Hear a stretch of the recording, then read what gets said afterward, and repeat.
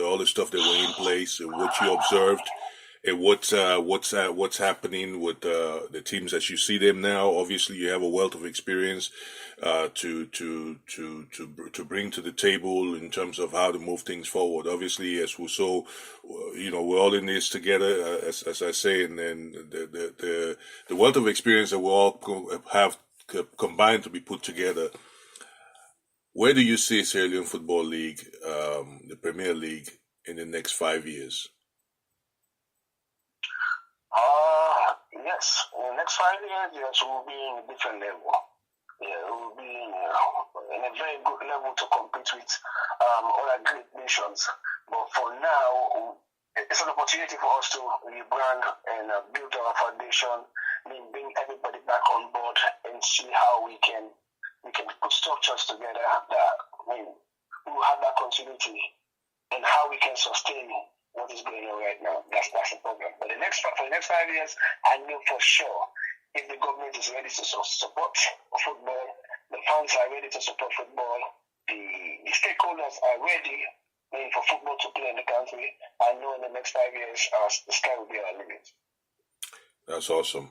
Well, look, I want to thank you. Obviously, this is an ongoing conversation. I will say that because I will be revisiting you again on a future date to talk some more football, to talk about various aspects of football, the business of football in Sierra Leone, in Africa, and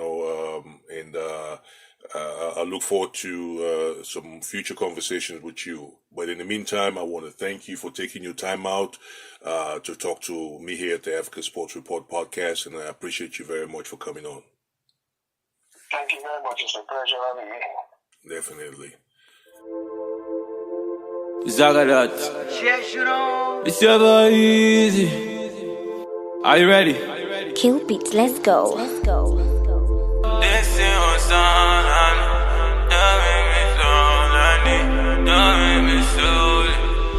Your friends, they talk of this, your friends, they talk of that. Where then they when they chop a grass. Right now, they say don't do this, they say don't do that. They say if it be me, I know go take it that. Then they envy a matter, oh no. Left to them, then go be my odo. If it's same girl, you done a vice us. And then they knock you the beat, you they dance like you be sauce. But it be nobody business, so whether we live or whether we die, or no. It be nobody business, they don't gotta know what we about, or no.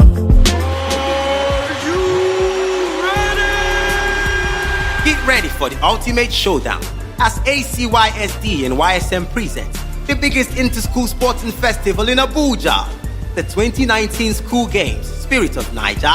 Come witness the most thrilling sporting showcase ever among the biggest schools in Abuja as they showcase their athletic minds and compete in an array of sports, including track and field athletics, volleyball, handball, tennis, and a variety of other interesting sports. The games will promote peace and unity and uphold the true spirit of Nigeria. Do you think your school has what it takes to dominate youth sports in Nigeria? Then register now. Go to www.acysd.org. #YSM Abuja 2019. Youth Sports Movement. Building a new sports culture in Nigeria. Let's see what's everywhere that you there. Cause it be nobody business. Whether we live or whether we die, it be nobody business. Nobody for know what we about. The Africa Sports Report podcast is brought to you by African Sports Monthly website and magazine. African Sports Monthly is the most comprehensive website and publication that brings you all-around coverage, insights, and in-depth analysis of all sporting disciplines on the African continent and beyond.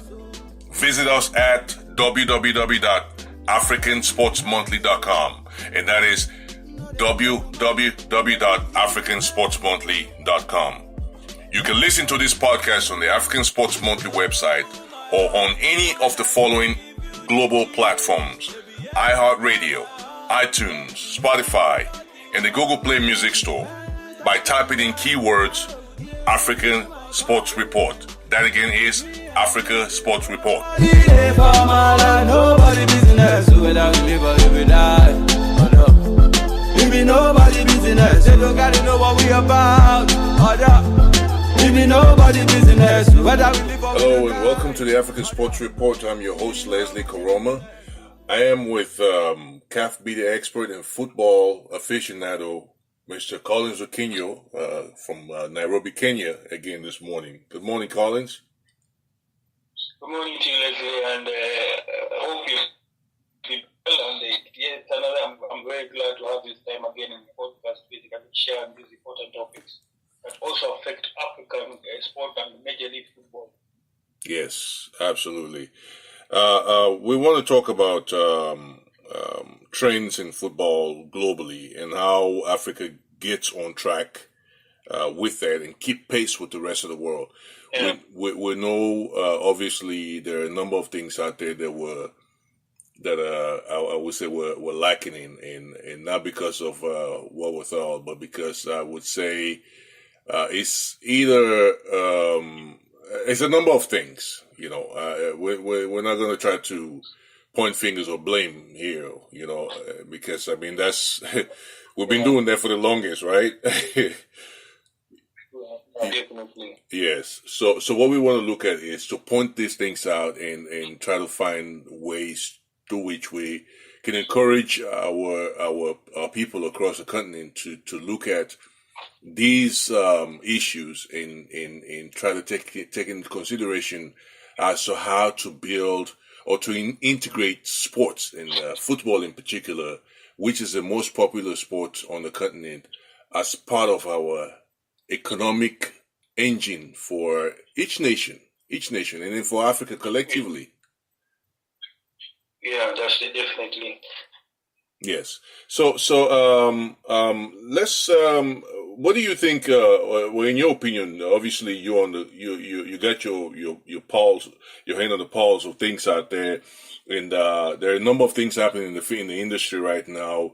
In the last, I would say, 6-7 years. I mean, before then, I would say post 2014 World Cup in Brazil, a number of major things have happened in the industry, and that has changed a lot of the dynamics in football or soccer, as it's called in the Americas, that have changed the dynamics, and we're looking at how most of those things have kind of really leveraged the industry and put it on a whole new pedestal in terms of earnings and job creation and a number of other things out there as well. What would be your take on this? Thanks, Leslie. You know, first of all, I would like to look at this in the aspect of in football, football industry vis-a-vis what's happening in Africa. First of all, one of the biggest emerging trends that we have seen in the past 7 years you've mentioned is football and entertainment have been converging. I mean by this, you know, while the commercial dynamics of sports and of football and entertainment have always overlapped, we are now seeing that the two are even more closer to each other. What do I mean by this? Let me give an example. People go and buy tickets for a football event and pay for TV services, basically to carry the exclusive football content, expecting what at the end? These people are expecting entertainment.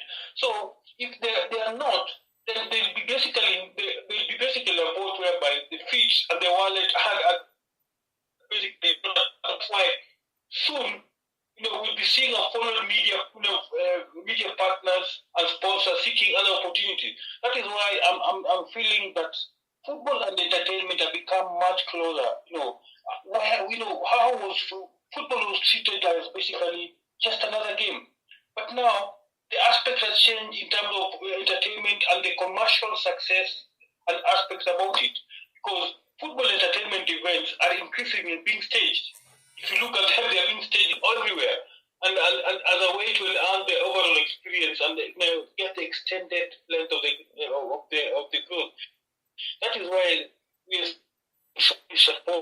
seen for you guys in the US over 111,000 million viewers. That is massive. So if I try and incorporate this into Africa, I would like to see an Africa where we have to cope with this. look at the teams like Al Ahly across the MENA region. They are incorporating. They have realized that it's important to incorporate football and incorporate with the entertainment. That's why they have gone from the local time that football has become not only a subject of the 90 minutes. Football now is a source of talk before the game, during the game, and even after the 90 minutes, basically making it that entertainment bit. Look at what example Mario Balotelli did the other day after scoring that wonderful goal. Right. With that kind of celebration, basically. He's done it live on Instagram. Yeah. So basically, it's telling you this is a brand basically telling us, yes, there's the traditional way of viewing football, but right now it's now in the entertainment sphere, whereby we have to see how we can harness this thing together and basically try and blend this trend more so that we can get that content. Because we've got the purely sports fans, but we also have the emerging young fans who want to see this thing more of an entertainment rather than just that game. Right. No, that's a wonderful, obviously take. It's very obvious that I live in America, and definitely I've seen the way they've been able to incorporate entertainment along with sports, and how every sporting event is an event by itself. As you say, there's pre-game events, there's mid-of-game events, which is a halftime show, there's a post-game event. I mean, it's a spectacle all the way from start to finish. And this is what, like you say, it's about the entertaining the fan, because at the end of the day, we talked about fan engagement the last time me and you were on this show, and when we keep emphasizing this thing, and when we talk about fan engagement, there's so much to it. There's a variety of issues to it that we have not been. I guess we'll save that for some. I guess we can talk about it or some of it, but that's a whole conversation by itself when you talk about fan engagement. Yes, Definitely. Yes. So the issue that you raised there is, how do we impress upon league organizers, from the most basic leagues in Africa to the most complex ones at the CAF level, on how they can incorporate and become partners with musicians, entertainers out there, people who do this kind of stuff for a living, and make sure that that each time there's an event, each time there's a game, each time there's a championship of sorts, that people are promised the best that they can have, the best they can be able to witness, Yeah. So go ahead. In addition to that, we are living in good times, whereby we are seeing the increase. Every club or federation across Africa, they are looking for an increase of their revenues. Yes. But now, basically, football is a completely different industry. But now, if you look at the partnership between football and the entertainment industry, it basically means that more money will have more income injection towards the football, because, as you rightly say, if you have example, we have a match that is playing in a local league in maybe Cameroon, and you invite one of the local artists there. You can imagine the goodwill factor that will happen before the game, or during the game, whereby this particular musician is entertaining. So basically, at the end of the day, for that particular club, the more fans are going to be coming, because they are fans who love entertainment and they love music. So they are fans who are basically been adoring this person is their idol. Here, this person is basically the guy entertaining the pitch. So basically, it means more fans are going to be coming to the stadium for that particular entertainment bit. More money is going to be made, and at the end of the day, the revenues are going to be helpful for club, because one big factor in Africa right now is that a lot of people depend on sponsorship. So these are some of the ways that they can basically look for other avenues to generate their own revenues, so that they depend so much on sponsorship. So when the sponsorship basically dry, the taps run dry, also the club fall. That is not what you want to see.